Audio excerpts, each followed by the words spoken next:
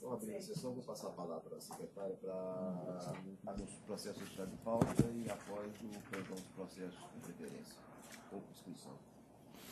Até o momento, a gente vai ter um processo retirado de pauta, é na pauta do PJE, relatoria da doutora Juliana, é o processo número 1 da pauta da doutora Juliana, o processo 10.016.50. Esse processo está sendo retirado em face de petição de acordo.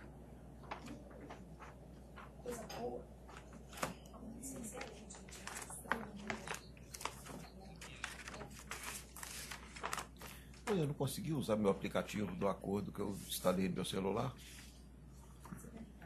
O aplicativo fazia acordo no aplicativo do PJE e tem uma opção de acordo, mas ninguém escreveu. Só eu que tenho. Sim, só você agora dessa primeira. Os advogados instalaram, não tem jeito. Pode apregoado? Divulgar mais. Pode? Então, na pauta física, o primeiro processo com inscrição único, né, para sustentação oral, número 16 da pauta.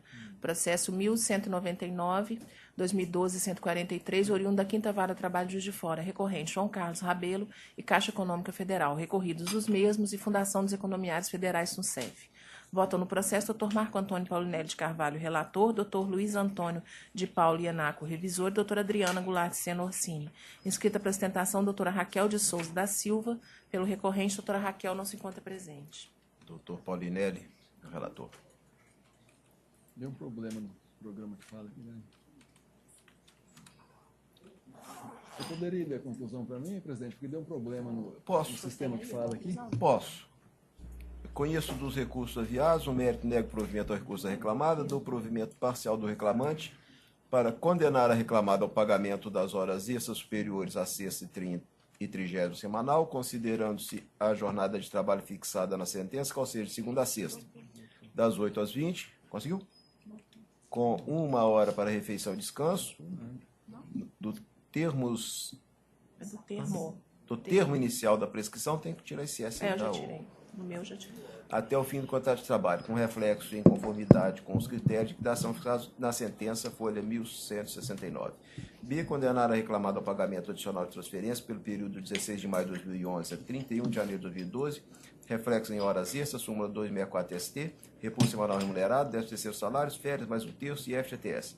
C. Condenar a reclamada ao pagamento das diferenças salariais em decorrência da classificação dos portes da agência, observando-se os cargos exercidos pelo autor, documentos de folhas 487 e 488, pelo período imprescrito considerado após o advento da PFG 2010, 1º de julho de 2010, o valor pago para os ocupantes dos cargos ocupados pelo autor nas agências classificadas como de porte 1, folha 567, no período anterior ao advento da PFG 2010, deverá ser considerado o valor pago para o nível A, conforme RH 115.028, número 5, folhas 172 e 174. E reflexo sobre férias mais 1/3, 13º salários, gratificações semestrais, horas extras, FGTS e 40%. Majorada a condenação de 20 mil para o valor de 30 mil. Alteradas as custas de R$400 para 600 pela reclamada, que fica intimado no termo inciso 3 da súmula 25 do TST. É isso? Isso. Correto? Exato. Tá. Eu fico vencido, Adriana. E eu acompanho o relator. Né? Uhum. Tá. Então, na pauta Essa acabou? física, acabou. Vamos sequência? Aí, acho que tem que ser a física, que não deu horário do PJE, né? Vamos seguir na pauta física? Eu acho. Então tá. O primeiro da pauta física tem uma divergência que me parece integral. Quer ficar com a redação? A Juliana voltou comigo? Tá. Fico. Tá. O 2 também. Peraí, só um pouquinho, Peraí, doutora. só um Redatora, minutinho. doutora Adriana. Oi. A senhora que pôde redatora nesse, a questão da conclusão aí. Não tem conclusão, mas tem uma do provimento do recurso para excluir a responsabilidade subsidiária isso. atribuída à segunda. Pode usar só isso? Aham. É só isso mesmo. É isso mesmo. Eu só tenho essa matéria. Só tem essa matéria. O 2 também. Uhum. Peraí, só um pouquinho. Mas o 2 já é diferente. O 2 são várias matérias, né? Não, deixa. Aí o 2 eu preciso de... Vamos ver. O 2 não tem jeito. O 2 eu preciso de conclusão. Não tem que não? Não tem não, que são várias matérias. Eu fui fazendo por tópicos. Ah, tá vendo? Mas tem recurso da reclamada? Não, Não? só do autor. Só do autor. Uhum. Deixa só, você tá com aquele. Deixa pro PJE. Deixa esse, porque esses aqui eu analisei fisicamente. Deixa. Esse, Tá. então, doutor, eu preciso de Tá, conclusão, ok. tá? Pode deixar. É provimento integral, né? Uhum. Sim. O 3 tem uma divergência só de fundamento da Adriana, mas a doutora Juliana está Isso, a acompanhando gente o tem que relator. acertar depois. Qual? Qual que É a é? questão da terceirização. Pois é. O 3 não é de que é? fundamentos, não. Deixa eu ver. É porque fundamento, porque a gente não tem Três, não. divergência nisso. A gente não uniformiza, porque se Eu também se acho. na questão do fundamento de terceirização a gente começar a ter divergência, vai ser difícil. Calma, Juliana, calma. Não, mas a gente pode ser mais feliz, sim. Ah, nesse aqui ela está acompanhando o senhor, doutora Juliana, no 3. Não, mas eu quero conversar sobre Ah, isso, porque tá. vai ter sempre divergência. É uma questão que a gente não tinha nenhuma divergência. Então, é um número grande processo com o mesmo tema. Então, acho que a gente pode, sim, para não ter divergência, analisar por conta do posicionamento do Supremo em relação a essa matéria. Tá. Eu vou pedir para adaptar. Vou até colocar isso. Aí nós vamos Os ficar gabinetes. Ah, mas essa divergência não é só de fundamento, É não. sim. Ah, não, tem uma que não é não. Tem Tem a uma que declaração quando salarial você também. aprecia, você vê que a empresa realmente ela fiscalizou, que aquilo não passa sob o... Eu não sei se é isso. Exato, não, é o que nós acabamos de julgar, que naquele caso tinha Ela fiscalização. realmente fiscalizou. O que eu estava falando com a Rosa é isso, nós temos que Nesse entrar caso, e olhar. não. Esse 3 não é isso, não.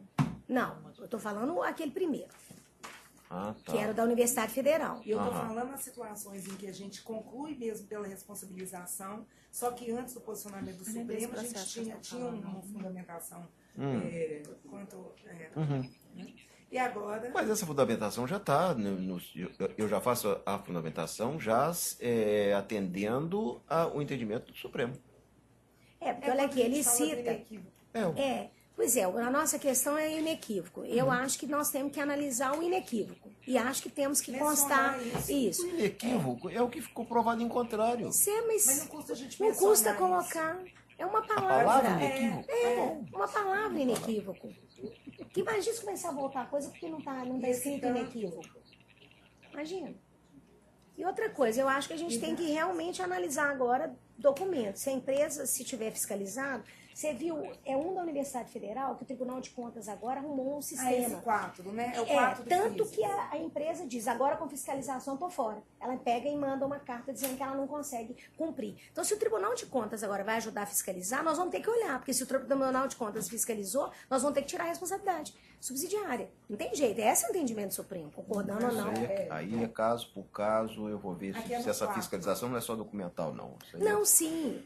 Sim, por isso é que eu acho que a gente tem que olhar mesmo. aí é caso por caso. É isso. Caso que- Sim. Primeiro Fiscalizou, indício, não primeiro fiscalizou. indício da falta de fiscalização é o processo chegar aqui. Olha aqui, no 4, é O que exatamente tem? isso. Você tá no 3 Quatro. ou no 4? Não, não é porque como a gente O entrou nesse 3 assunto, já eu tô foi procurando. então, né? O 3 Não, peraí, o 3 Peraí, 3 não, é porque não tem... Porque vocês estão.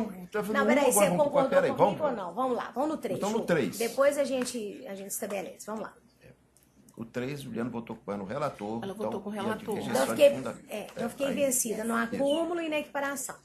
A senhora ficou vencida Quatro, nas horas extras, inclusive intervalo, não tem voto. acúmulo e equiparação, não é isso? Exatamente. O 4 é que é o caso. Horas extras, acúmulo. Vê lá o que é. Não. A divergência dela é contra o acúmulo de função e equiparação. Mas do reclamado, ela só assiste razão em relação ao índice de correção monetária. Quanto às Isso. demais matérias, a sentença tem que Nisso ser eu acompanho. mantida. Nisso eu acompanho. Então peraí, mantém a então vai decisão. mudar Urgência, tudo. é. Em Então quê? pronto.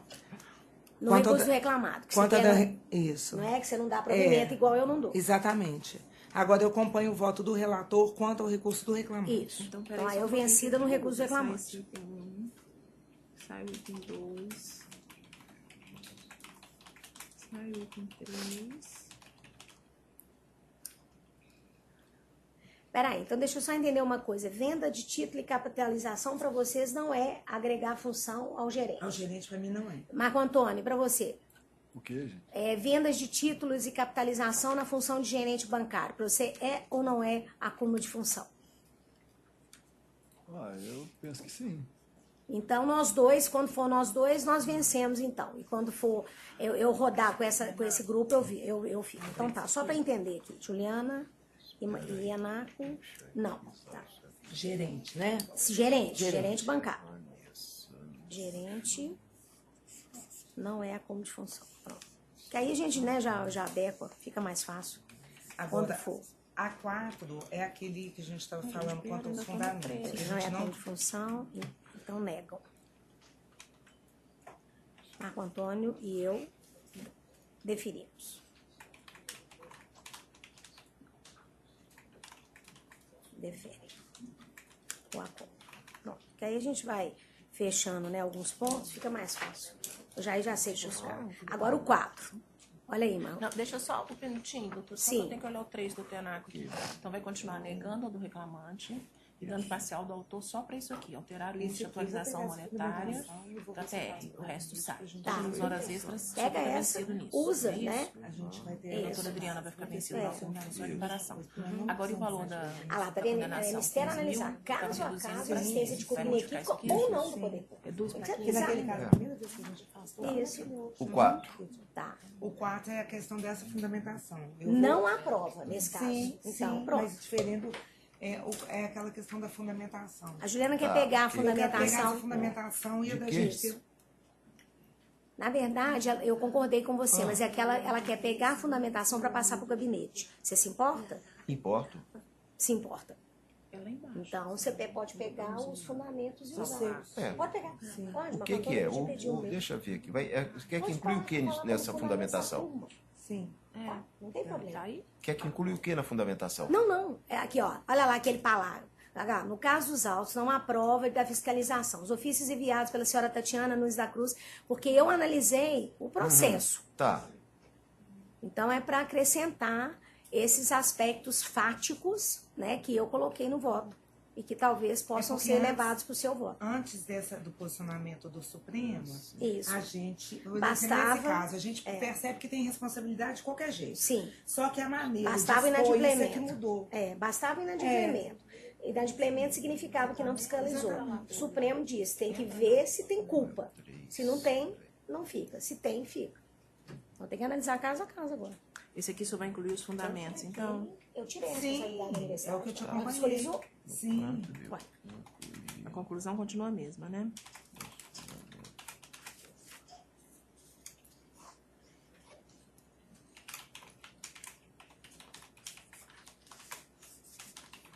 Tá. Então vamos incluir aí fundamentos.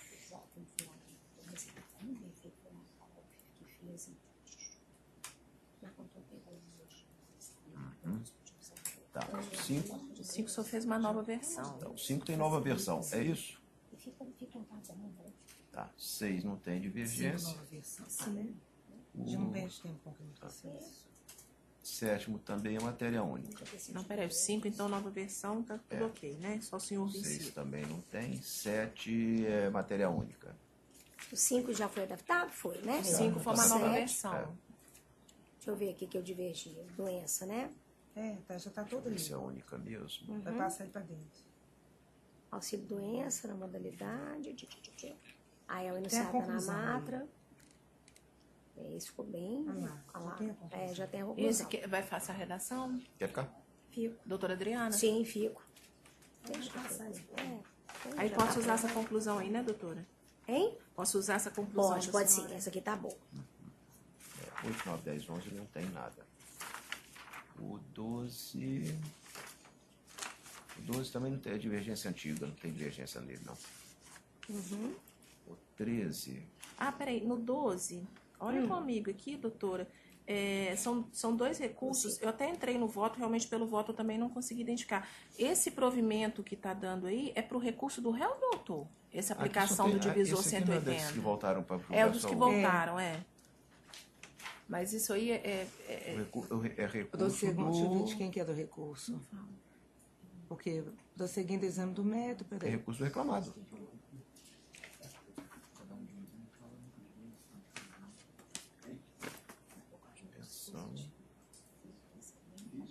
É recurso reclamado. reclamado. O recurso reclamante não vai ser para prejudicar ele, não. É. Já tá lá. Ok. 12, 13.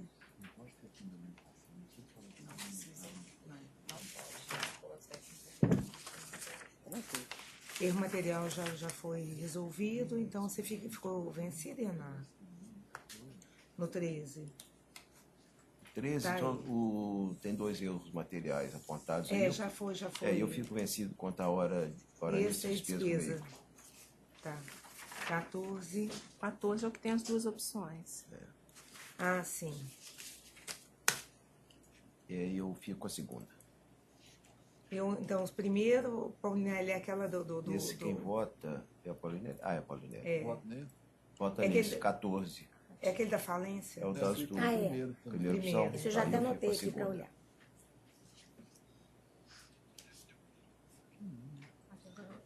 Mas eu quero repensar isso, eu vou ficar vencido mesmo, acho que eu já vou fazer isso. É a competência nossa, gente. Outra coisa, tanto cumprimento de execução, não sei quantas metas para execução, vai deixar o processo lá parado até quando?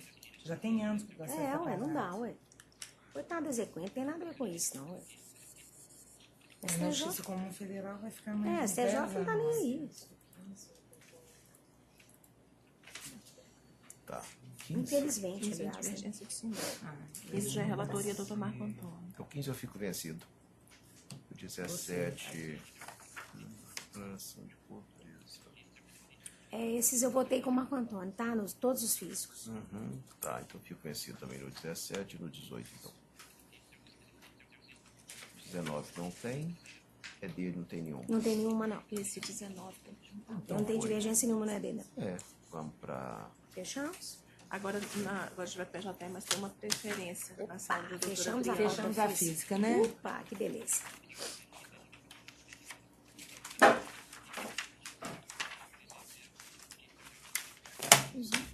Agora, Qual que é a preferência? ó, PJ. A pauta da doutora Adriana é o 14.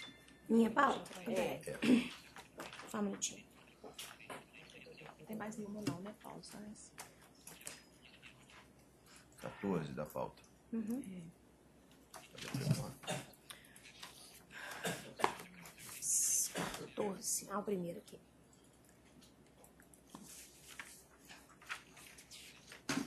Então, o processo na pauta de relatoria da doutora Adriana é o número 14 da pauta, processo 10.683, recorrente, Eneida de Azevedo Moura, condomínio de empreendimentos personal e residências, recorridos os mesmos e Sul, Serviços Zeladoria Limitada EPP e o Ainer ST do Brasil Limitada EPP. Votam no processo doutora Adriana Goulart Senorsini, relatora, doutora Juliana Vignoli Cordeiro e doutor Marco Antônio Paulinelli de Carvalho. Inscrito para ostentação, doutor Luiz Antônio de Aguiar Bittencourt. O senhor está falando por quem, doutor? Pela reclamante, pela Eneida. Pela Eneida? Pela reclamante. Reclamante quer Posso? antecipar? Claro que sim. Estou conhecendo dos recursos ordinários interpostos pela autora e pela primeira ré. No mérito, estou negando provimento ao apelo patronal e dando parcial provimento ao apelo do obreiro para condenar a primeira ré a pagar a autora.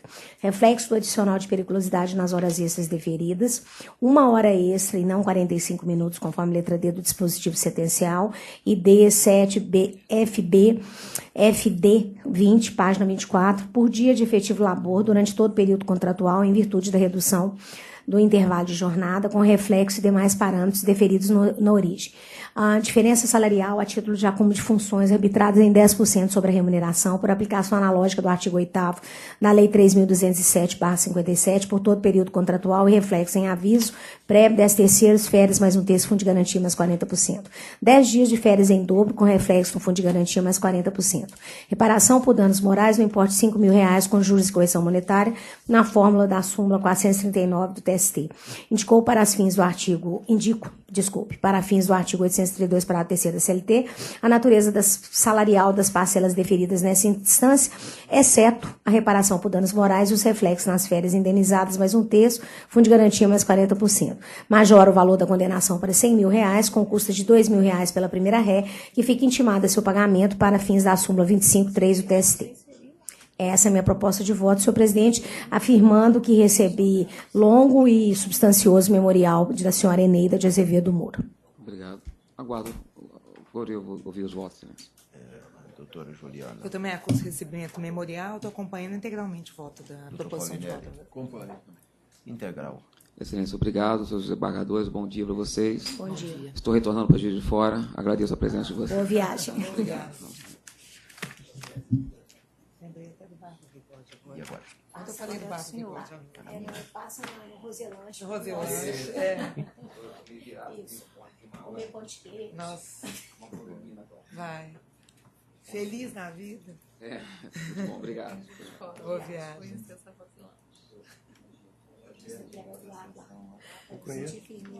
Juiz de Fora. Conhece o pão de queijo? Vamos lá. Essa qual? É o 4. É muda, não se levanta também, ir e vir. Agora é a pauta do doutor Ianaco. Então, agora a gente passa para a pauta de relatoria do doutor Ianaco.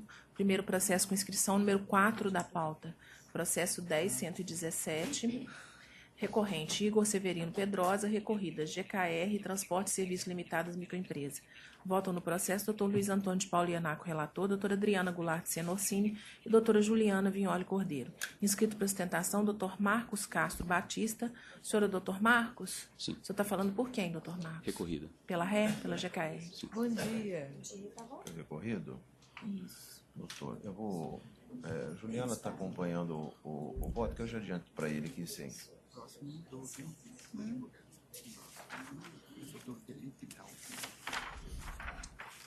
Um beijo da doutora Raquel. Doutor, o meu voto é no sentido de provimento parcial só para definir a gratuidade e justiça em favor do recorrente. Tu quer se manifestar? Senhor desembargador presidente, eu poderia aguardar um voto divergente? Pode, doutora Adriana. No caso, a minha divergência é em relação ao cálculo das verbas rescisórias, a divergência parcial, somente isso. Doutora Adriana, ou doutora Juliana? Eu estou acompanhando o voto. Sim, então eu prevaleço voto por maioria. Quer se manifestar? A senhora está acompanhando o voto Do do relator? Não, então, perfeito. Sem manifestação. Bom dia a todos. Muito obrigado. Bom dia. Bom dia. Segue. Próximo é o número 8 da pauta. Processo 10.193, recorrente Bernardo Filogônio Campos e Ferrazerese e Freitas Advogados Associados, recorridos os mesmos. Votam no processo doutor Luiz Antônio de Paulo Ianaco, relator, doutora Adriana Goulart Senorcini, doutora Juliana Vignoli Cordeiro. Inscrito para ostentação, doutor Felipe Daltro. Senhor doutor Felipe, o senhor está falando pela ré, doutor? Pela ré, perfeito. Bom dia. Tem a palavra, doutor. Quer se manifestar? Eu não ouvi o voto, excelência. Eu estou dando a palavra para o senhor porque nós estamos negando o provimento ao seu recurso e dando um provimento parcial ao do autor. Excelência, em primeiro lugar, bom dia a todos presentes na mesa. Gostaria inicialmente de relatar minha satisfação de estar presente aqui perante Vossas Excelências. Eu sou baiano e estou atuando no TRT3. Estou muito satisfeito com esse TRT porque já venho de alguns outros lugares que nosso escritório tem outras filiais e o TRT daqui realmente ele anda numa celeridade que causa inveja a muitos TRTs como exemplo.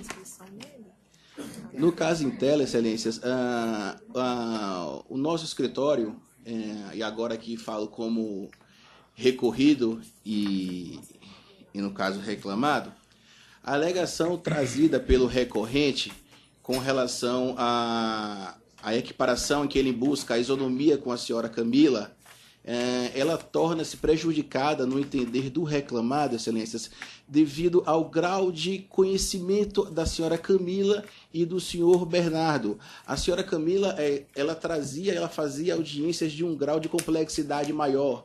O nosso escritório, ele trabalha única e exclusivamente com o direito trabalhista bancário.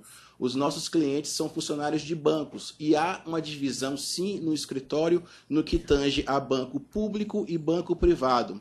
Os funcionários, os clientes que nós temos de banco privado, geralmente eles têm 30 anos de contrato de trabalho, 35 anos de contrato de trabalho. Então, esses processos que envolvem banco público, pelo tempo de contrato e o número de verbas que eles recebem ao longo do tempo em incorporações, eles possuem um grau de complexidade maior a título de julgamento. E, nesse caso, o senhor Bernardo ele fez muitas audiências iniciais, pouquíssimas instruções. Quando chegou a fazer uma audiência de instrução, foi uma ou outra, no máximo 2, de banco privado. A senhora Camila fazia exaustivamente banco público. A parte interna do escritório, no que tocante a prazos, a doutora Camila fazia recursos de revistas, fazia recursos ordinários, petições com um grau de complexidade maior, enquanto o senhor Bernardo fazia manifestações de defesas e documentos, faziam petições iniciais. Então, havia, de fato, uma distância entre as atividades laborais dos dois.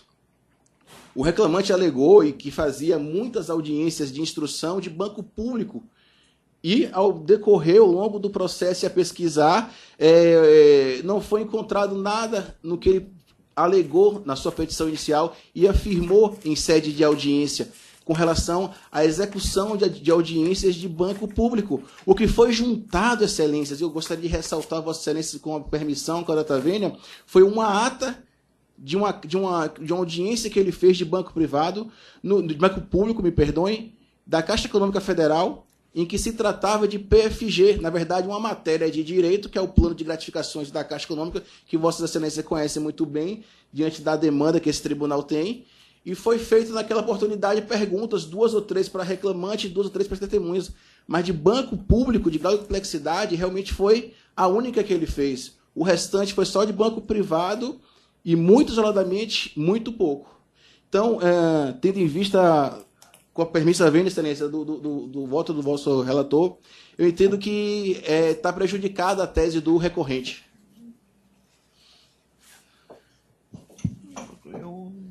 Tive a mesma impressão analisando a prova. Aliás, foi a impressão que também o juiz que julgou o processo teve, de que não há como equiparar a atividade de advogado nesse sentido, né, da complexidade das causas, que um atuava e que o outro atuava, eu também não vi. Quer dizer, vi demonstrada essa diferença na complexidade das causas que ele atuou. E eu negaria provimento ao recurso do reclamante, mas a turma entende diferente e já manifestou o voto antecipado, dando provimento ao recurso do autor e condenando o pagamento das diferenças salariais por equiparação. É o recurso da ré negando provimento. O voto já está aí, deferindo a equiparação e verbas reflexas. O voto é longo, vai ser publicado depois. Doutora Adriana, é isso mesmo? Pois não, senhor presidente. Na verdade, eu fiz a divergência exatamente porque, analisando o contexto da prova, especialmente da testemunha, né, que foi aqui o caso Denisson Fernandes Parreira, que trabalhou no escritório e tinha mais ele participava mais de um aspecto administrativo, e pensando um escritório que atende o Brasil inteiro, que tem uma sistemática de atuação em bancos, seja privado e seja público. Então, ele traz características aqui de gestão que são gestões que são perfeitamente críveis, no sentido de que o critério da definição de pauta não era complexidade. As peças vinham do Rio Grande do Sul prontas, então, quer dizer, era uma ou outra adequação. A gente vê pelo próprio processo, a questão vem de outro lugar. Então, essa história daquele advogado que a gente poderia pensar que ele faz a peça, né, que ele tem aquilo, é algo que não... Se aparecer, aparece de uma forma muito diluída. Então, o critério, segundo a prova testemunhal, era logística e custo. Então, se é logística e custo, eu não vi a prova dessa diferença. Entendo que quem ainda está trabalhando no escritório, quase que como uma questão mesmo, acho que quase de humanidade mesmo, a pessoa tende, entre aspas, a desvalorizar o que o outro fez, porque dizer que o meu eu fiz melhor, eu sou melhor. Isso é uma coisa que tem que ser levada em consideração com um certo cuidado. Então, assim, realmente a minha percepção foi muito em cima dessa lógica que nós conhecemos aqui, como o próprio doutor disse da tribuna, né? E assim, é muito interessante essa vinda de pessoas de outros lugares, de outros sotaques, outras formas de ver. Agradeço, doutor, o reconhecimento do nosso trabalho e realmente nós tivemos a leitura da ata da correição há umas 2 semanas atrás, e foi dito mesmo que é o tribunal que mais julga, que é o que tem o menor prazo. Então, realmente, a gente fica feliz. E sabemos aqui, né, a turma especialmente, que é a custa de muita, às vezes até da própria saúde, ou de declinar uma questão mesmo de uma atividade física, etc.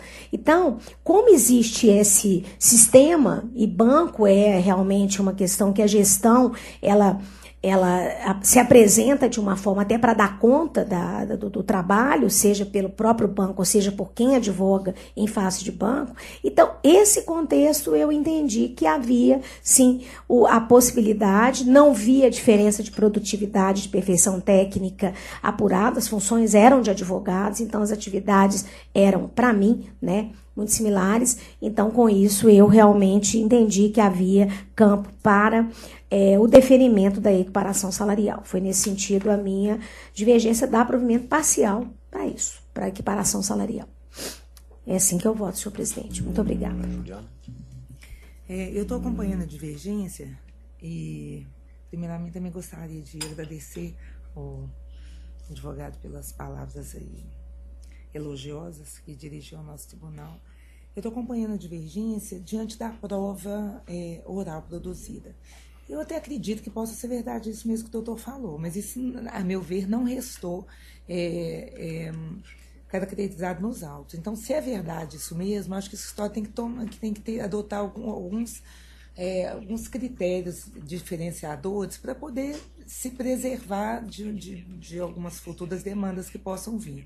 Porque o que chegou aqui nesse feito era que as peças já vinham prontas, só mudavam dados do cliente, que as emendas e as jurisprudências não poderiam ser mexidas, que na audiência havia um rol de perguntas vindo da sede do Rio Grande do Sul, e os advogados tinham que seguir as mesmas. Então, diante do que ficou provado, eu estou acompanhando a divergência. E aí, extra-autos, se é certo que há essa diferenciação, então ver como é que o escritório vai se comportar para evitar decisões desse tipo futuras, né? É esse meu voto, presidente. Vossa Excelência, permite a complementação? Eu só queria ressaltar, tendo em vista a colocação das ilustres desembargadoras, é que na nossa defesa nós colocamos um quadro exemplificativo da quantidade de audiências de instrução que cada um fazia. A senhora Camila, que é a paradigma no caso, ela fazia 10 vezes mais audiências do que ele. Inclusive, a gente juntou as atas na nossa defesa da quantidade de audiências que eram feitas pela doutora Camila e por ele. O número, Vossa Excelência, ele é assustador, ele chega a ser 10, 15 vezes maior. A gente tem uma planilha que bem colocou direitinho, colacionou assim no corpo da própria defesa, e o número de audiências é muitíssimo superior o da doutora Camila para o do doutor Bernardo. Isso chega a ser assustador, a diferença e a quantidade de audiências que tinham entre um e o outro, principalmente o de bancos, etc. Mas a quantidade era realmente assustadora. Ela viajava muito, e Minas Gerais é um estado muito extenso, muito grande, e ela ia para localidades bastante distantes e numa quantidade de vezes assim, muitíssimo superior, excelências. Era realmente assim, era muito dispara a situação entre um e outro. Vou retirar de pauta. É vista? Vou, vista. Tá, então está retirado com vista para a doutora Juliana, para analisar essa questão. Excelências, muito bom dia a todos, muito obrigado.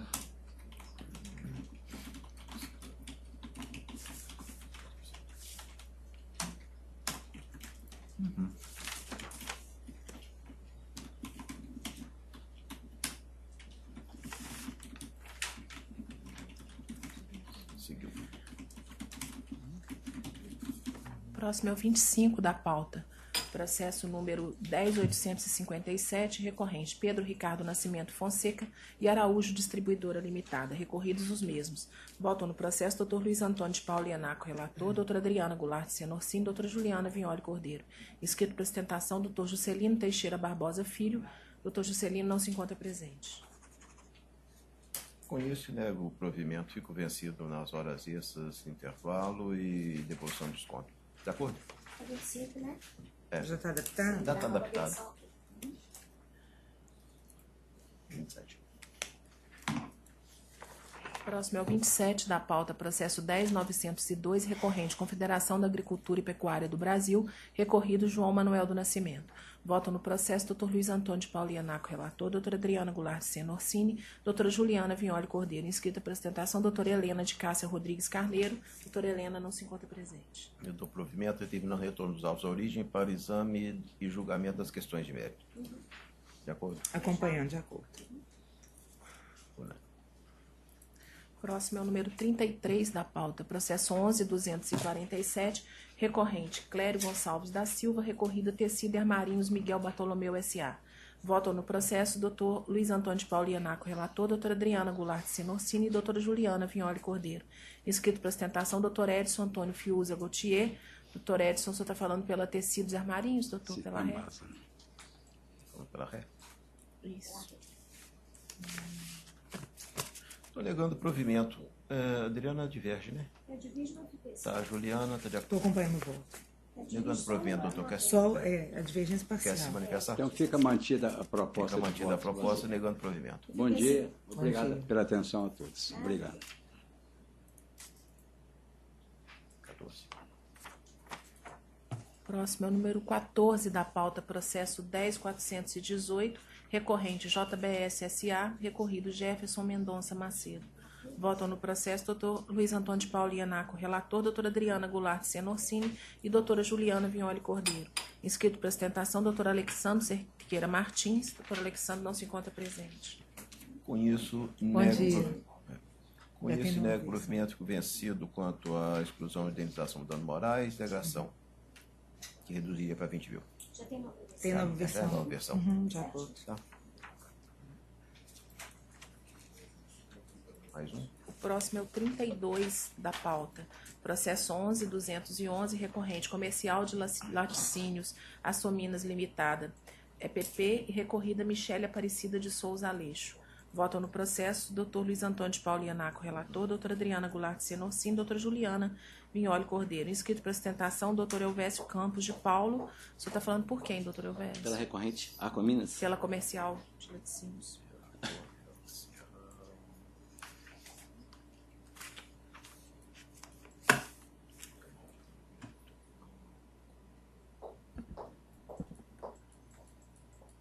Então, o voto majoritário é pelo desprovimento do recurso. Quer se manifestar, doutor? Gostaria sim, excelência. Primeiramente, bom dia a todos. Tá? Bom dia. Vou refazer as palavras do meu colega que saiu aqui, a questão da celeridade dessa Câmara. Né? Até me assustou quando nosso recurso foi protocolizado no dia 17 e julgamento já para o dia 31. Né? Isso demonstra que a Casa está atendendo os anseios daqueles que mais necessitam de ver julgados aqueles casos. Mas a minha inconformidade, excelências, é no que se refere a duas questões importantes que eu vi aqui no procedimento. Primeiro que a reclamante, ao tempo de labor dela na empresa, houve uma perícia que já foi realizada na empresa sobre a tal insalubridade a qual ela diz direito a ter. E isso foi anotado no ID 16A C200 como prova emprestada, que foi negado, e foi desconsiderado. Na verdade, quando ela trabalhou, ao tempo do trabalho e ao tempo dessa perícia, não foi constatada a insalubridade.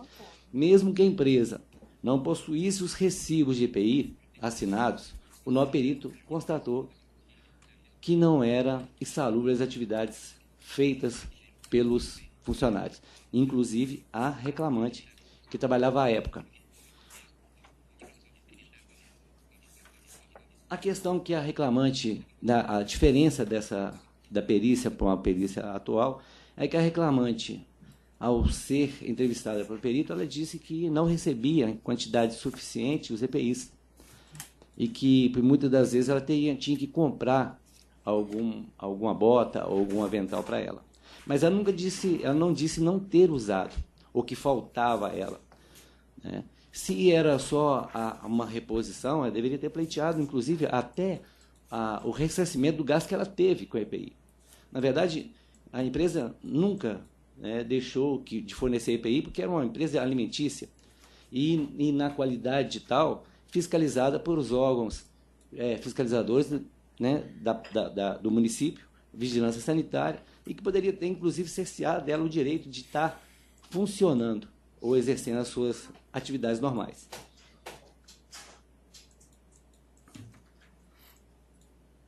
Outro ponto essencial, assim, importante também, Excelência, foi no que se diz respeito ao depoimento da testemunha, a senhora Nívia. Essa testemunha ela foi contraditada, né? E nós eu encaminhei ao juízo o boletim de ocorrência que estava em mãos, demonstrando que a senhora Nívia ela teria ameaçado uma funcionária dentro da própria empresa, porque essa funcionária teria questionado dela que ela estaria, aliás, ela passou a informação para o patrão dela, é o seguinte: olha, a senhora Nívia está passando algumas informações para aquelas funcionárias que foram demitidas. Em ato contínuo, a senhora Nívia, então, procurou a Janaína, que é a testemunha no processo, e ameaçou. Então, e ela ameaçou, e consta do boletim de ocorrência que foi ameaçada de agressão física pela funcionária Nívia Aparecida Misael, que foi testemunha nos autos, dentro da empresa comercial Laticínios Jacominas, local que trabalha, e relatou que o fato ocorreu devido à mesma ter informado ao seu patrão que a autora Nívia Aparecida estava passando informações da empresa para ex-funcionárias. E aí ela foi ameaçada. No mesmo dia, às 19h29, a ex-funcionária reclamante desse processo, Michele, passou para ela por Facebook uma mensagem dizendo: ó, quem caça, acha, viu? Então eu juntei esse boletim de ocorrência, pedi, né, ao nobre juiz lá que fosse contraditada a testemunha, e se para mim, né, esses fatos não são tendenciosos ou não demonstra que a testemunha ela tem realmente interesse em ajudar a outra, né, eu não entendo o porquê ela não foi contraditada. O juiz simplesmente perguntou: você tem alguma coisa contra a empresa? Ela falou: não. Então passou a ouvi-la. Mas daqui está claro que há interesse na ação, inclusive do próprio resultado, mesmo porque a testemunha Nívia ela entrou com reclamatória de igual pedido, com os mesmos, né, com os mesmos pedidos, inclusive de dano moral. E o seu depoimento foi balizador para isso. Então, inclusive, pedi na peça recursal que fosse desconsiderado o depoimento dessa testemunha, mesmo porque a inicial ela relatava que os danos, possível dano moral sofrido, era feito através do diretor da empresa. E, inclusive, juntou uma gravação falando que o diretor da empresa teria dado alguma informação a terceiro das suas atividades, né? Mas, depois de pedida a degravação desse áudio que foi colocado, verificou-se que não existia nenhum dano ali nas palavras do próprio diretor da empresa. E já no curso do processo, ela mudou o foco, dizendo que era o gerente que agredia, era o gerente que falava, né? Era o gerente que falava que era tratada de forma insignificante e que, por isso, teria sofrido esse dano moral. Mas a testemunha da empresa, que trabalhou junto com ela, com a senhora Michele, né, disse que nunca ouviu esse mesmo gerente ter falado alguma coisa a respeito ou tratado ela de forma pejorativa. Então, as considerações que faço, excelências, no sentido, né, de que, em pese a falta dos comprovantes que esse GPI, né, a própria reclamante, a própria recorrida, que ela não se negou que não usava, né, os EPIs fornecidos, tendo por base, inclusive, o próprio perícia anterior, ao tempo da época do trabalho da mesma, né, e as declarações da testemunha, que, ao meu ver, deveriam ser desconsideradas, né, para que se possa realmente fazer a devida justiça. Bom, com relação à insalubridade, embora a própria reclamante alegue que é uma firma que recebeu, que utilizava EPI, de fato não tem o comprovante das entregas durante todo o período de trabalho, em especial com relação ao avental, que só há registro do uso dele no final. Então,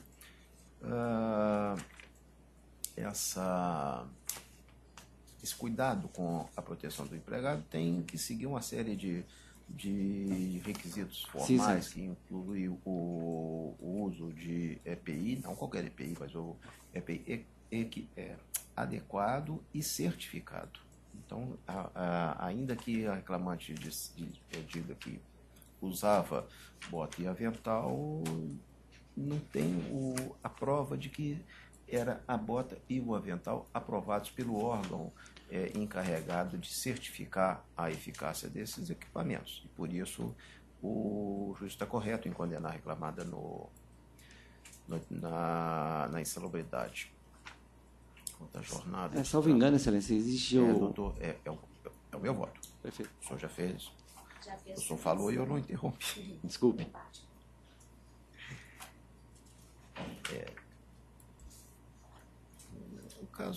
Esse caso da contradita,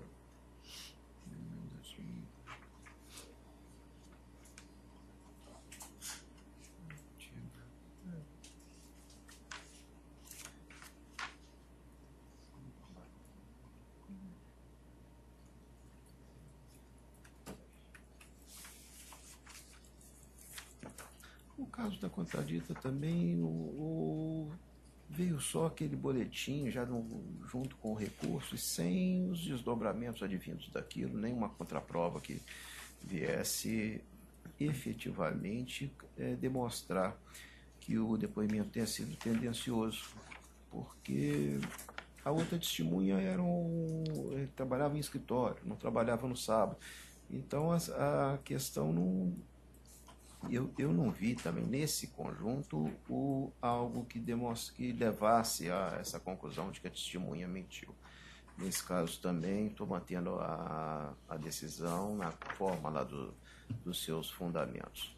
Agora, já quanto ao dano moral, de fato, houve, durante a fase de instrução do processo, a reclamante tentou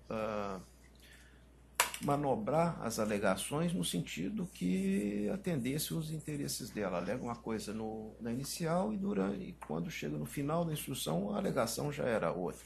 E no meu entendimento, isso aí levaria à improcedência do pedido, mas aí não é entendimento da maioria. A maioria da turma diverge da minha proposta de voto e, por isso, mantém a decisão também quanto a isso.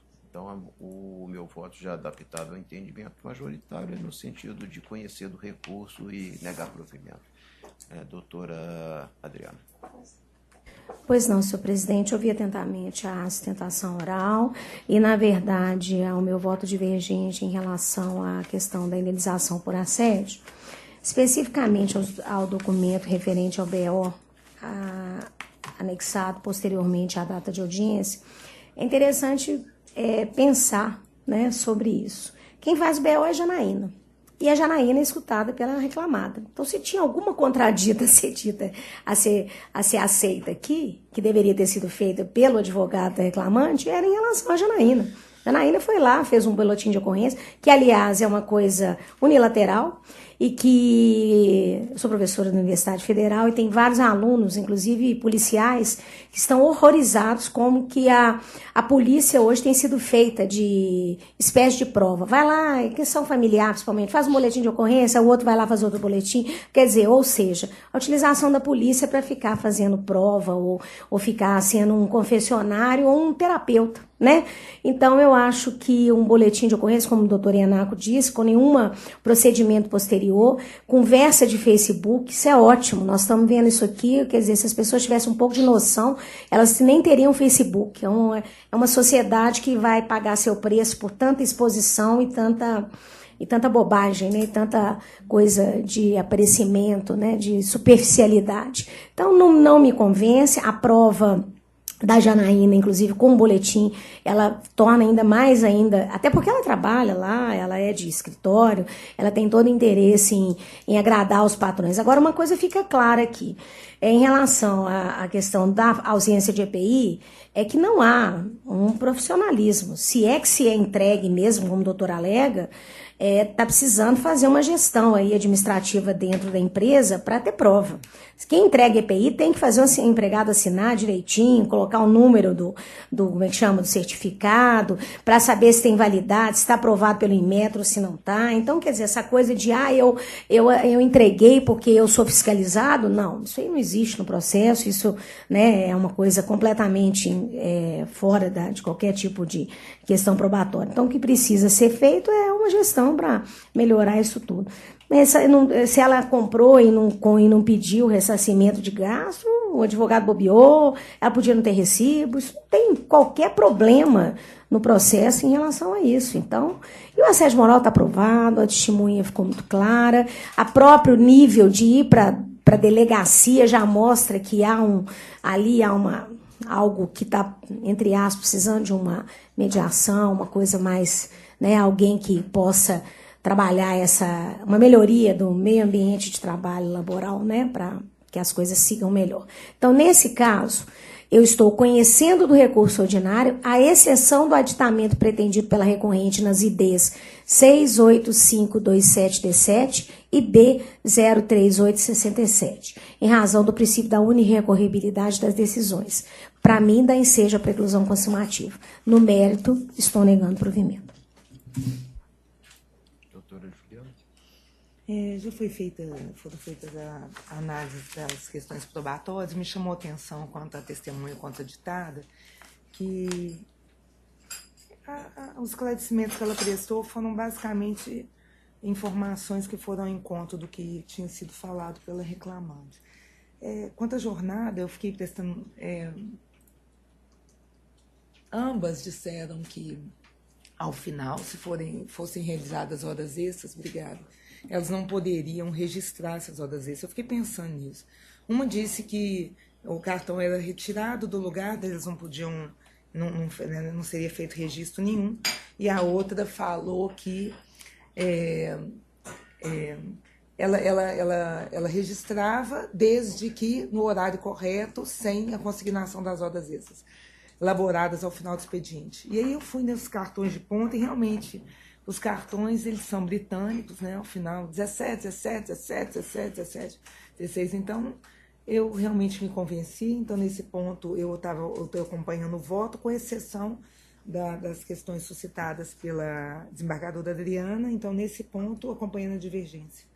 Minha proposta de voto, presidente, quanto a não conhecer do segundo recurso pelos aditamentos, pela unirrecorribilidade e quanto à indenização por dano moral, eu realmente fiquei convencida também de que isso acontecia no ambiente de trabalho, que também deve ser observado pela empresa no sentido de coibir esse tipo de situação.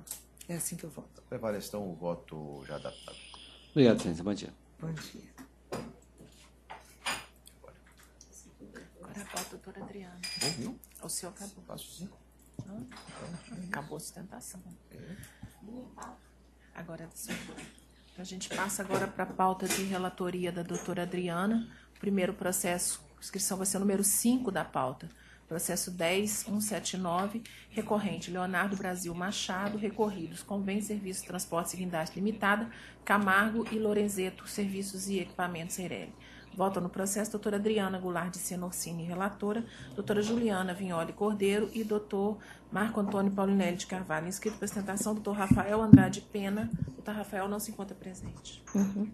Estou conhecendo o recurso ordinário, rejeitando a preliminar suscitada, dando parcial provimento para condenar as reclamadas ao pagamento de indenização por danos morais, no valor de R$20.000, excluída a condenação do autor ao pagamento da multa de R$2.850, aplicada na decisão dos embargos declaratórios, majora o valor da condenação para R$100.000, com custas em R$2.000 pelas reclamadas, que ficam intimadas na forma da súmula 25.3 do TST. Para fins do artigo 832, fica estabelecido que a parcela deferida possui natureza indenizatória, não havendo a incidência de contribuição previdenciária e descontos fiscais. Doutora Juliana. Sem divergência. Doutor Paulinelli. Acompanho. Próximo é o número 15 da pauta, processo 10.844, recorrência. Prudential do Brasil Seguros de Vida S.A. e Michele Roberta Machado, recorridos os mesmos. Votam no processo doutora Adriana Goulart Senorsini, relatora, doutora Juliana Vignoli Cordeiro e doutor Marco Antônio Paulinelli de Carvalho. Inscritos para sustentação oral, doutor Gustavo de Aguiar Ferreira Alves. Doutor Gustavo não se encontra presente. Doutor Davidson Malar também não se encontra presente. Doutora Juliana. Pois é, eu nesse caso aqui, eu não estou conhecendo, não é isso? Isso, não conhecendo o recurso ordinário deposto pela reclamada por deserção. Também não conheço o recurso adesivo da autora por seguir a mesma sorte do principal, nos termos do 3997 do NCPC. Eu divido, parece que eu fico vencida, eu conheceria. Doutor Paulinelli. Acompanho a relatora. Então, por maioria.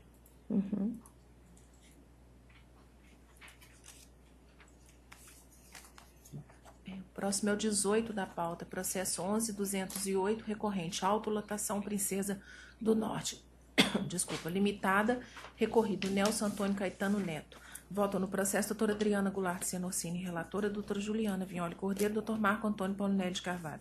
Inscrita para sustentação, doutora Ilka de Campos. A senhora está falando por quem, doutora Ilka? Pela auto, recorrente. Pela recorrente. Pela recorrente? É, pela ré. Eu estou conhecendo o recurso ordinário e no mérito negando negando provimento, perdão. Tem a palavra. Sim, Pode falar. Não tive... Bom dia a todos. Não tive dia. Oportunidade de ter acesso, obviamente, aos fundamentos do acordo, mas eu gostaria de pontuar algumas razões recursais que eu acho que merecem muita atenção. Primeiro é a questão da preclusão da prova pericial médica. No caso dos autos, o recorrente deixou de comparecer à produção da prova. Posteriormente, foi intimado pelo juiz para se justificar.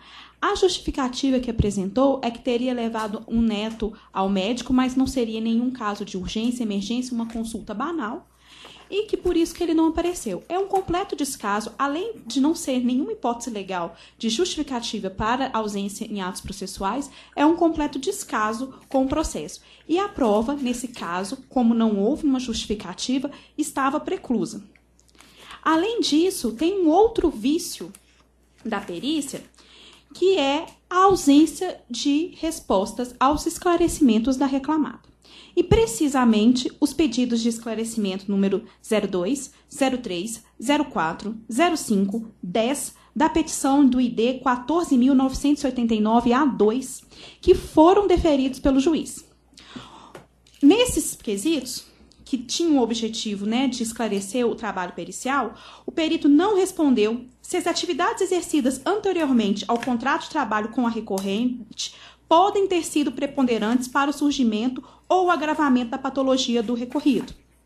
Também não respondeu se o estágio em que a patologia do recorrido se encontra pode ter decorrido de atividades que ele exerceu antes de ser contratado pela recorrente.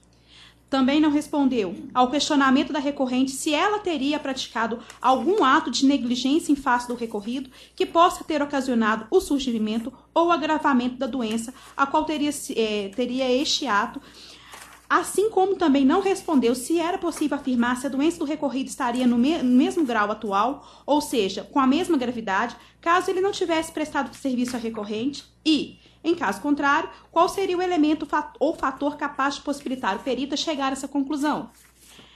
Também não respondeu a atividade no recorrente, a doença generativa, o sobrepeso, os encurtamentos musculares concorrem de igual porcentagem para a incapacidade parcial declarada pela perícia. Ao contrário disso, o perito simplesmente se reporta à conclusão pericial que não contém nenhuma resposta desses elementos, ou simplesmente fala que não é objeto da perícia.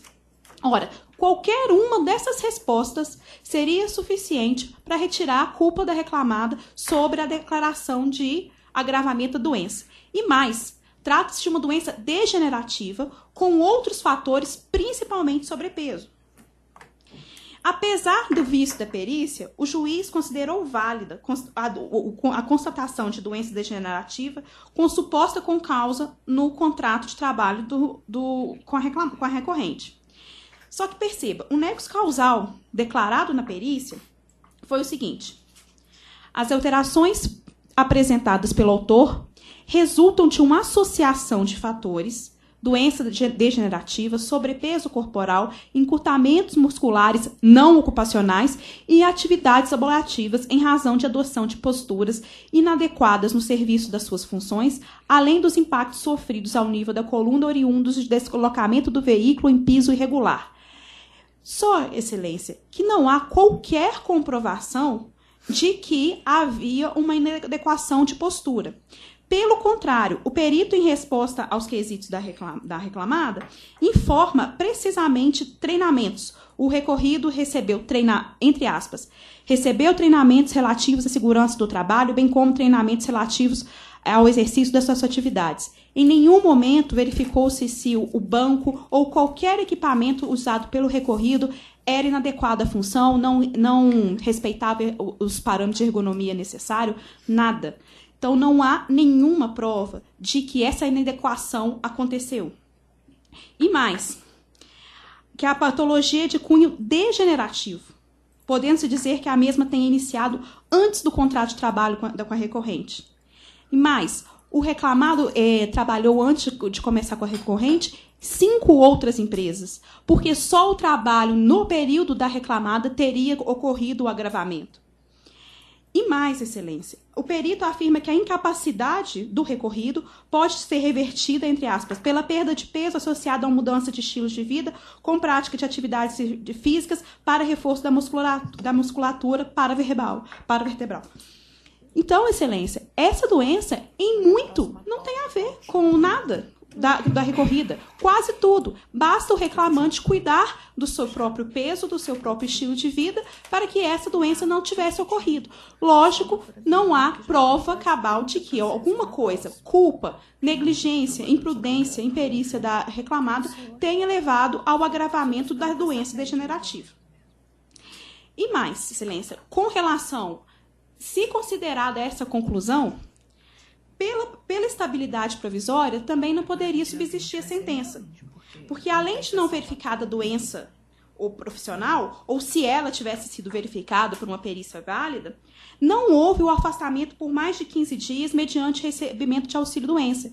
E esse requisito é essencial para a caracterização de uma estabilidade provisória. Então, não haveria por que condenar a reclamada ao pagamento de indenização por estabilidade provisória pela ausência desse segundo requisito essencial.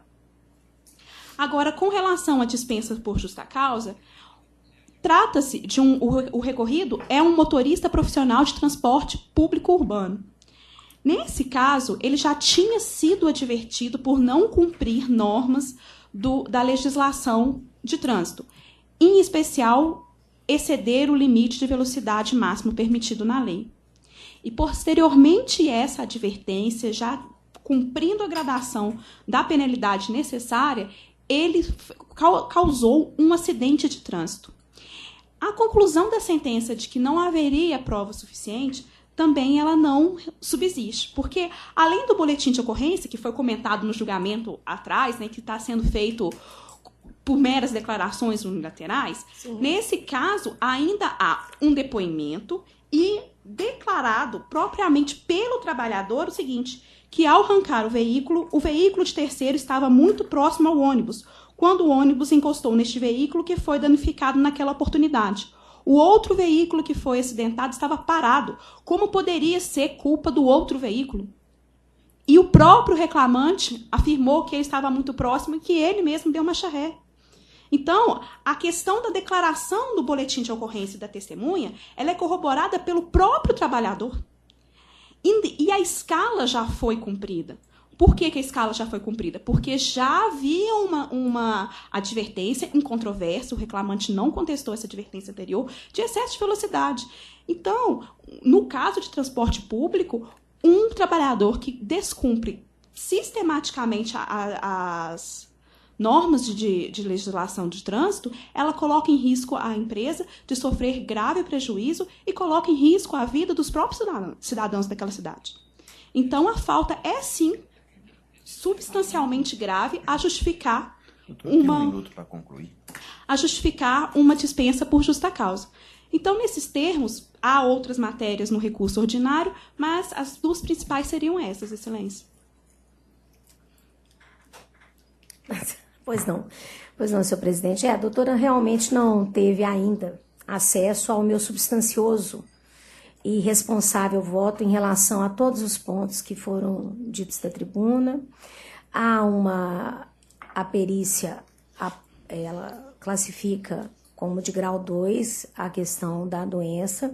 Sim, existem questões degenerativas, sobrepeso, encurtamento, são questões que acontecem às pessoas, né? Quando a gente vai ficando mais velha, a gente vai tendo essa noção no próprio corpo, né? Mas há uma causalidade, inclusive há uma menção a uma depressão, né? E é uma questão do medo do próprio desemprego.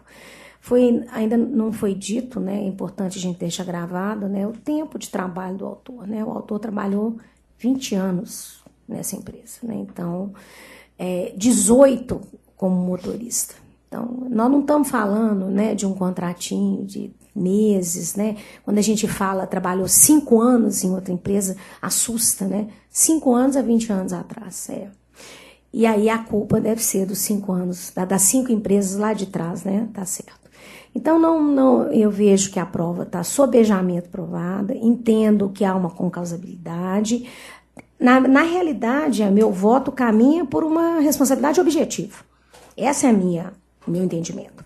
Entretanto, como eu sei que o entendimento da turma é na questão da culpa, então eu analiso culpa, né? Então, eu entendo que mas eu começo com a responsabilidade objetiva. E depois eu caminho para analisar a culpa. Então, eu entendo que né?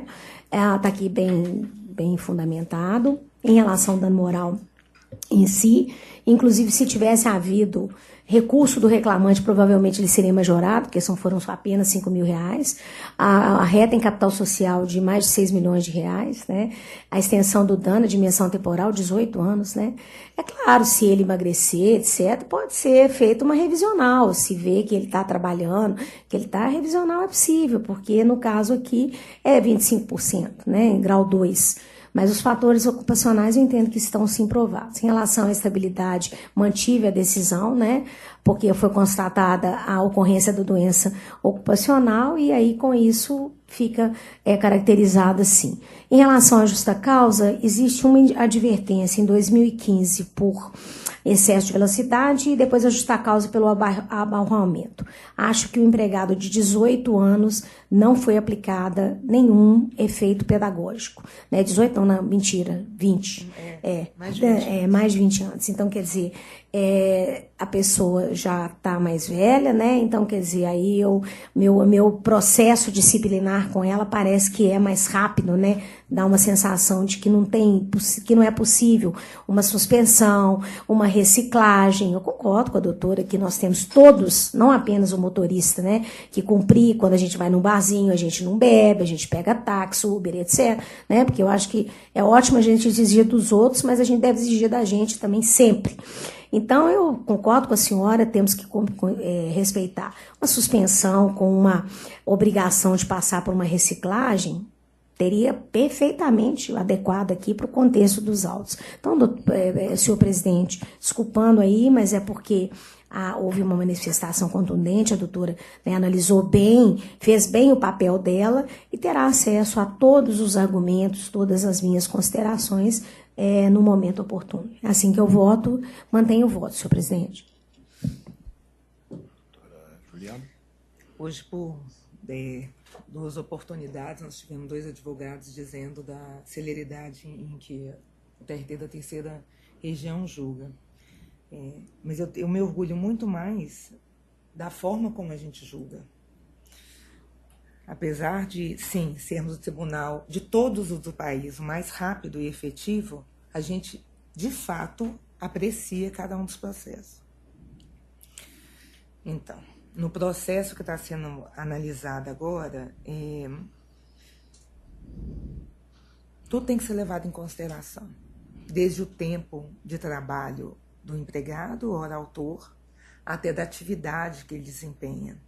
Então, nesse contexto, e inclusive ao encontro do que a excelentíssima relatora pontuou, o fato é que esse trabalhador ele tinha mais de 20 anos de empresa, sendo que então ele entrou em 94 e desde 97 ele era motorista, e sendo que hoje a gente sabe que a função de motorista, principalmente transporte público urbano numa cidade como a nossa, ela leva a um nível de estresse e de desgaste do trabalhador que ele é incontestável. Nós já tivemos aí notícias de trabalhadores deixando o ônibus no meio da rua, e várias vezes no jornal, completamente estressados. Então me incomoda muito quando a empresa se posiciona, está no direito de defesa, claro, mas de uma maneira que me dá a impressão que o trabalhador é quase que descartável. É mesmo uma coisa, ele trabalha a vida inteira, e se por acaso ele adoecer futuramente, é o problema dele, a culpa foi dele.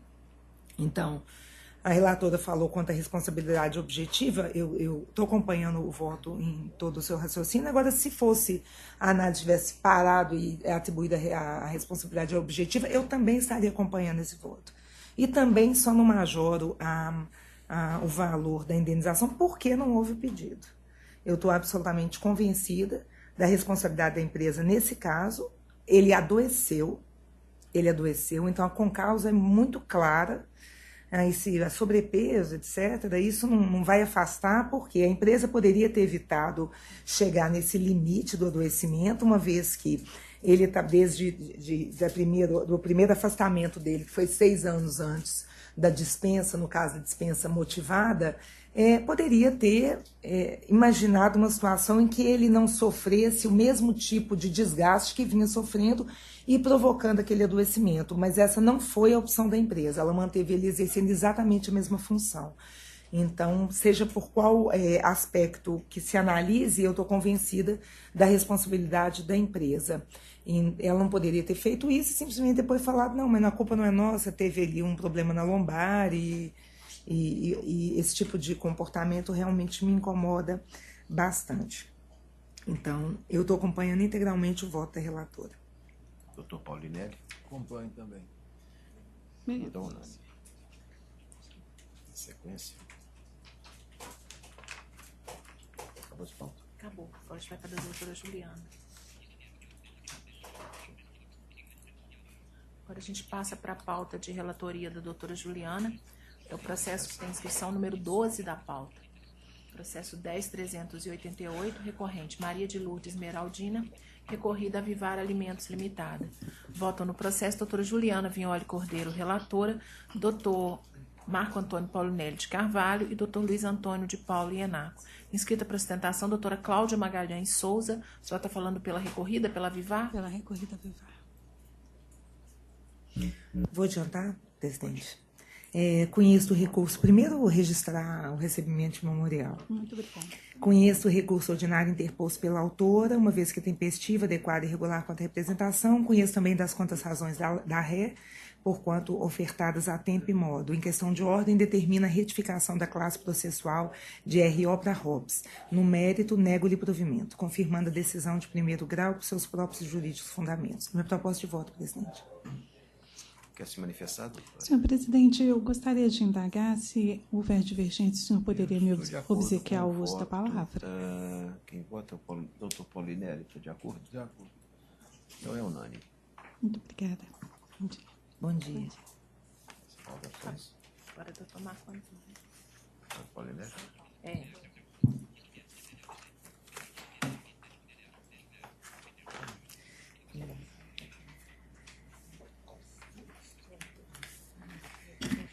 Pode ir? Pode ir. Então, agora a gente passa para a pauta de relatoria do Dr. Marco Antônio Paulinelli. O primeiro processo com inscrição é o número 14 da pauta. Processo 11.058, recorrente. Tradema, Consultores Tributários Eireli, recorrida Ana Paula da Silva. Votam no processo Dr. Marco Antônio Paulinelli de Carvalho, relator, Dr. Luiz Antônio de Paula Ianar e Dra. Adriana Goulart de Sena Orsini. Inscrito para sustentação, Dr. João Carlos França Alves. Dr. João Carlos não se encontra presente. Dr. Paulinelli. Conheço do recurso ordinário interposto pela reclamada, rejeito a preliminar de nulidade e, no mérito, nego provimento ao apelo. Está vencido aí quanto ao acúmulo, doutora Adriana. Estou acompanhando. Está por maioria. Próximo é o número 11 da pauta.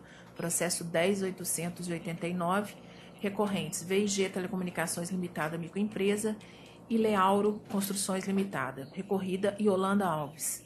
Votam no processo Dr. Marco Antônio Paulinelli de Carvalho, relator, Dr. Luiz Antônio de Paula Ianar e Dra. Adriana Goulart de Sena Orsini. Inscrito para sustentação, Dr. André Gustavo Souza. Dr. André não se encontra presente. Dr. Paulinelli.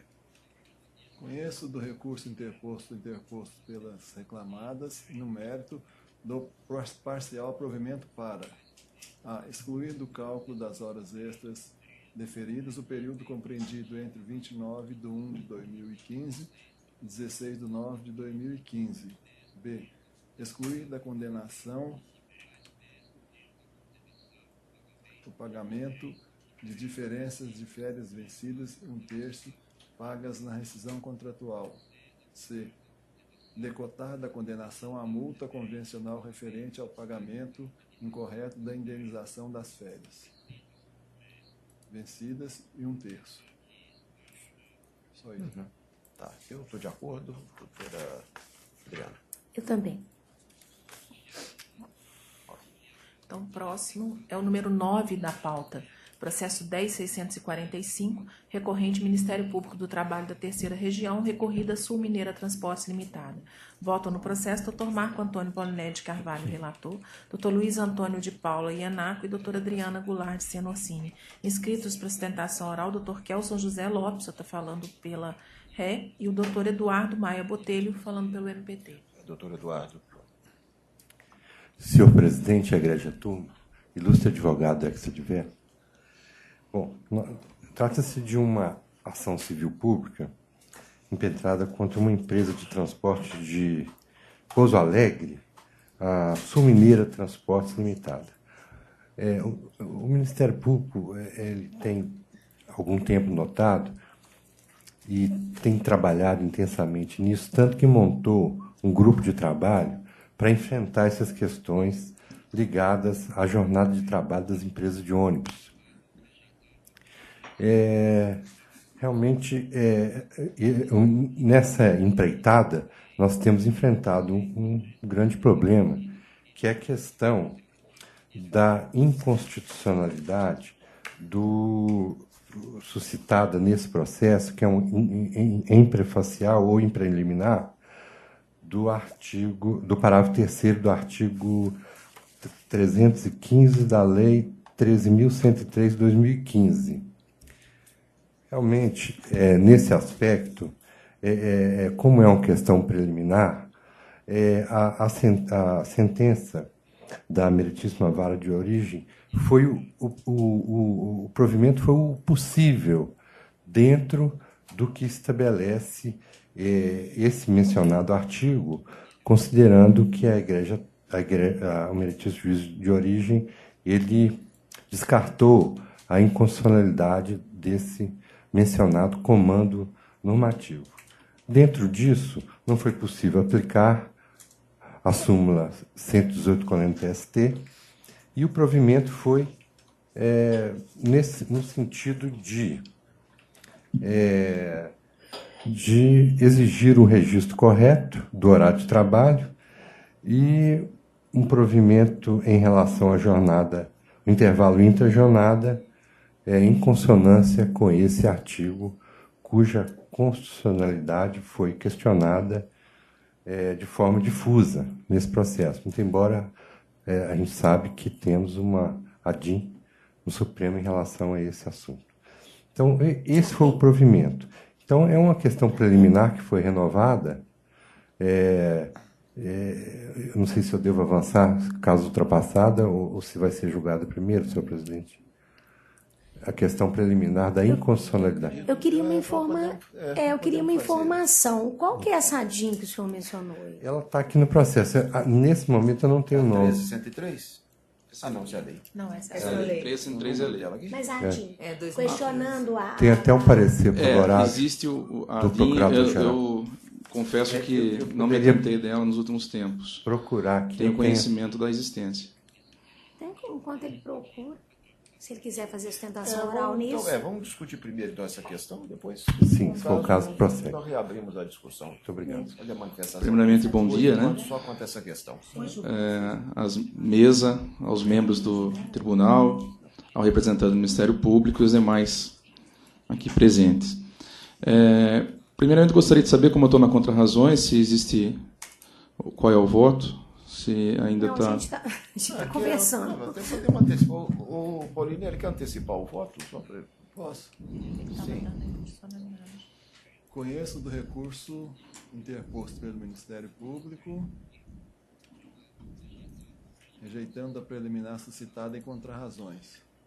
Acolho a arguição de constitucionalidade da Lei 13.103, 2015, e determino a remessa do presente feito ao egrégio pleno desse tribunal para prosseguimento. Prejudicada, por hora, a análise das demais, do restante da apelo. Essa é a proposta do voto. Desculpa, excelência, acabou não ouvindo. Acolheu a preliminar. Está acolhendo a arguição e determinando a remessa dos autos ao pleno deste tribunal para prosseguimento. Da arguição de inconstitucionalidade. Tá. Pode ter nesse sentido. Desculpa, perdão. Não, eu estou colocando o nome da lei, estou falando 13.103. A lei 13.103. Posso a palavra? Pode. No nossa defesa, tanto em nossas contrarrazões, nós argumentamos que a constitucionalidade da lei ela pode atingir não só a empresa, mas como todos os demais, né? Então, é uma questão que não levantaria a recusa da empresa em cumprir com a legislação. O que nós percebemos na sentença é que o juiz de primeiro grau, ele, de forma bem objetiva, ele pediu para a aplicação da lei para o presente caso. Não se houve produção de provas e questionamento em relação àquilo que estava acontecendo na empresa. A única coisa que ficou levantada é em relação à anotação do início e término da jornada. Percebe-se que nos autos que a empresa, em relação aos intervalos entre a jornada, ela está seguindo aquilo que permite a legislação, 13.103, e ainda a convenção coletiva, né? Quando fez acordo, podendo estender até 6 horas o horário de intervalo. Isso. E ainda fracionar ele. De igual forma, nós percebemos que o interjornada é respeitado conforme a própria legislação admite. Sem analisar a preliminar, nós percebemos que a legislação, quando ela foi feita a 13.103, que substitui a 12.619, ela buscou deixar um pouco mais, me perdoe o termo da palavra, se assim não for interpretado, mais humano a relação de trabalho entre os motoristas e a função que exerce. Só para se ter uma ideia, eu me desloquei do aeroporto ontem para cá, não que isso seja humano, mas eu costumo conversar com o taxista, né? E perguntei para ele como é que ele fazia a jornada de descanso dele, como é que ele fazia com a jornada de trabalho dele. Ele falou, olha, até eu adverti ele sobre isso, né? Ele falou, faz 24 horas que eu estou trabalhando. Eu falei, mas você não dorme? Ele falou, olha, quando nós ficamos parados no aeroporto, geralmente da meia-noite às 7 da manhã, nós teremos para descansar e dormir. A legislação 13.103 ela procurou flexibilizar isso. Então, quando ela trouxe a questão de que o motorista pode descansar entre a jornada, numa espera e outra, demonstrou que ela poderia, então, ter esse descanso sem prejudicar a empresa e o seu posto de trabalho. O que se percebe na legislação 13.103 é que houve uma determinação de descanso mínimo de 8 horas para repouso, e os demais poderem fracionar durante o dia. Então, a indagação na empresa é apenas para que se mantenha a decisão em primeiro grau, da forma como a lei determina, e que, se houver uma decisão relacionada à inconstitucionalidade, que já está se discutida no Supremo, né? Que isso abranja não só a empresa, mas as demais, né? De forma geral. É apenas os destaques que a empresa gostaria de fazer para o julgado. Agradeço a palavra e só finalizando, realmente aquilo que se falaram aqui do Tribunal Regional, Terceira Região, realmente eu levo isso para os tribunais que eu costumo advogar, 15ª Região e da 2ª Região, com os colegas, porque realmente é de parabenizar não só a celeridade, mas também os julgados que têm se feito aqui. O Paulino, ele quer acrescentar alguma coisa? Eu quero acrescentar o seguinte, que realmente a Lei 13.103 flexibilizou a relação de trabalho dos motoristas, mas de forma a piorar a qualidade de vida deles. Porque eles podem ter um repouso interjornada de 8 horas. Esse repouso é simplesmente insuficiente para o descanso, para dormir, para a alimentação.